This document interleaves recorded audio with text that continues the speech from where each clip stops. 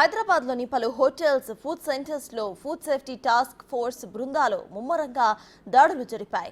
పేరుగాంచిన పలు రెస్టారెంట్స్పై దాడులు చేసిన టాస్క్ ఫోర్స్ సిబ్బంది నిబంధనలు ఉల్లంఘించిన 29 హోటల్స్పై కేసులు నమోదు చేశారు. లక్టీ కపూల్, సైఫాబాద్, మాధాపూర్ తదితర ప్రాంతాల్లో ఫుడ్ సేఫ్టీ అధికారులు దాడులను నిర్వహించారు. సుఖ్ సాగర్ హోటల్తో పాటు మాధాపూర్లోని ది రామేశ్వరం క్యాఫేలో కూడా తనిఖీలను చేశారు.